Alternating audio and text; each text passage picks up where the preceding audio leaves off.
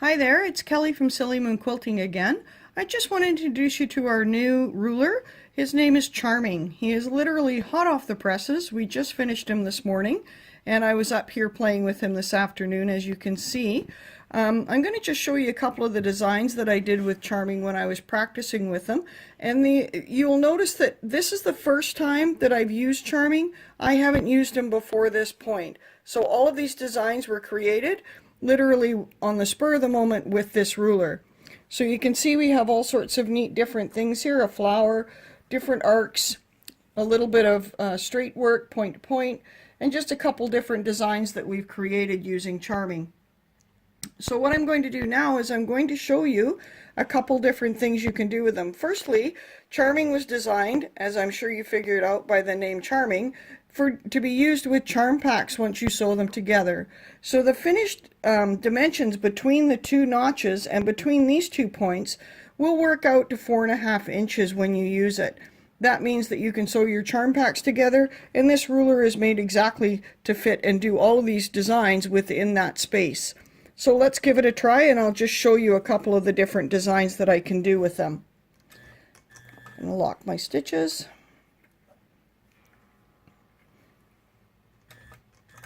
Now, some of you may know I like things simple. I don't like to make things complicated. So we made our ruler nice and clear, not too many lines on it, just enough to make you be able to line things up so that it makes it nice and easy to see through. Now, if some of you have seen our other videos, I have sticky tape that comes in the package with them. So I'm going to add that because it is a tiny ruler, and I do want to make sure that I don't slip with it because I want these to be as accurate as I can.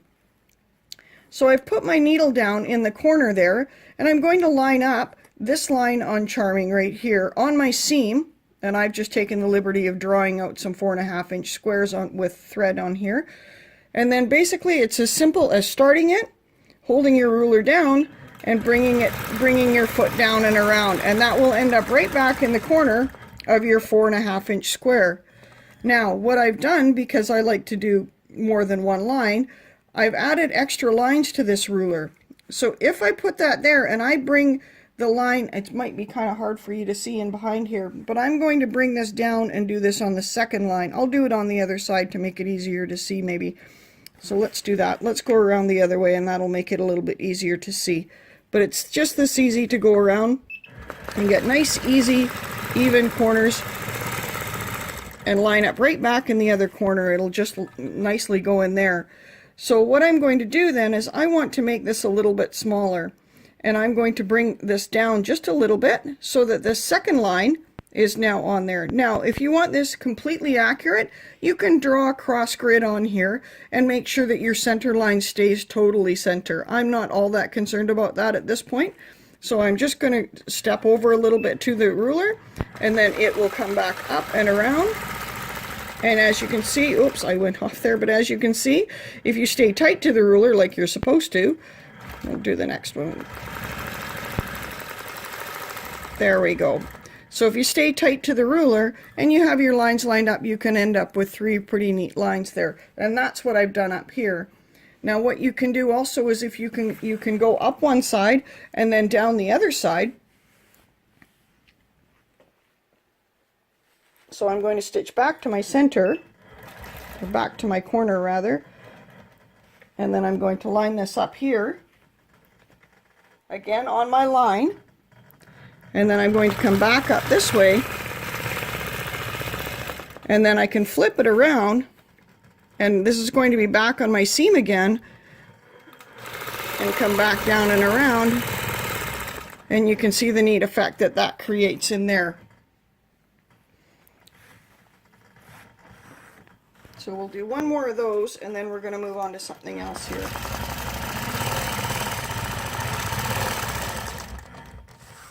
And then we'll go back up to the other side, making sure that your lines are lined up.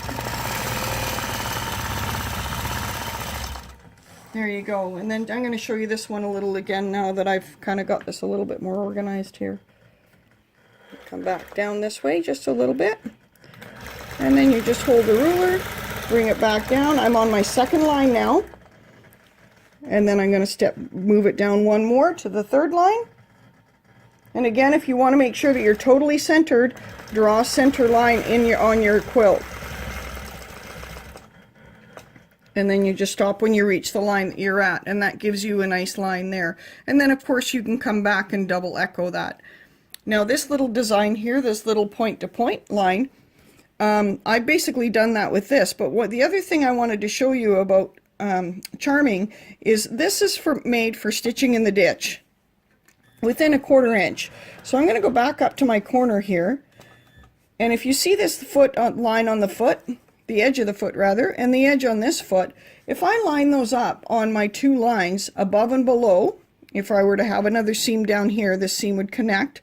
I want to make sure that's straight, and all I have to do then is this will keep me in that line all the way down for stitching in the ditch. Now this of course is assuming that our piecing is good, so there might be some minor adjustments, and then I'm going to do the same back this way, and as you can see it keeps you nicely in the ditch when you're stitching, and I'm actually going at a pretty good clip, probably faster than you would do stitch in the ditch.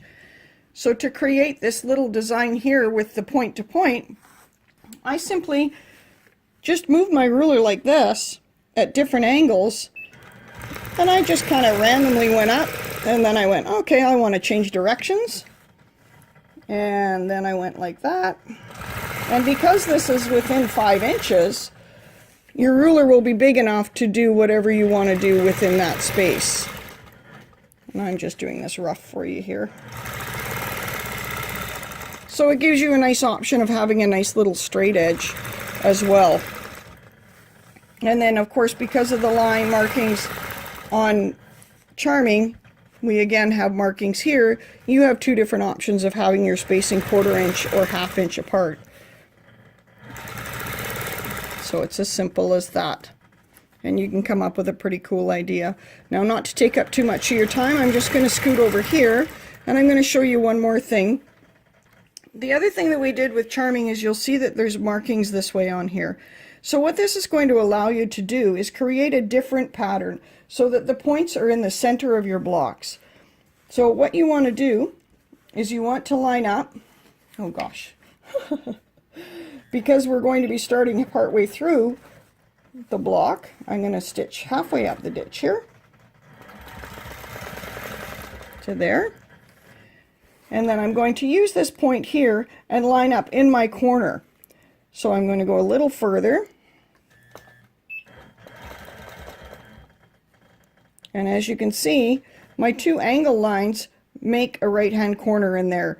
So I'm going to hold it there and come back to my ruler and come around with the machine. And obviously, if you're doing this on a domestic machine, you're moving the fabric and the ruler as well. Now, because of the way this is, you're going to step back a few stitches just to make sure that you're lined up again, your 2 lines here. And what this will give you is a bit of a space at the bottom here. Just a different design that's quick and easy within a 5-inch square or a 4.5-inch square that just looks a little bit different. And then you just stop. And then you can do the same thing all the way around, and that will give you that spacing all the same in all 4 of those quadrants.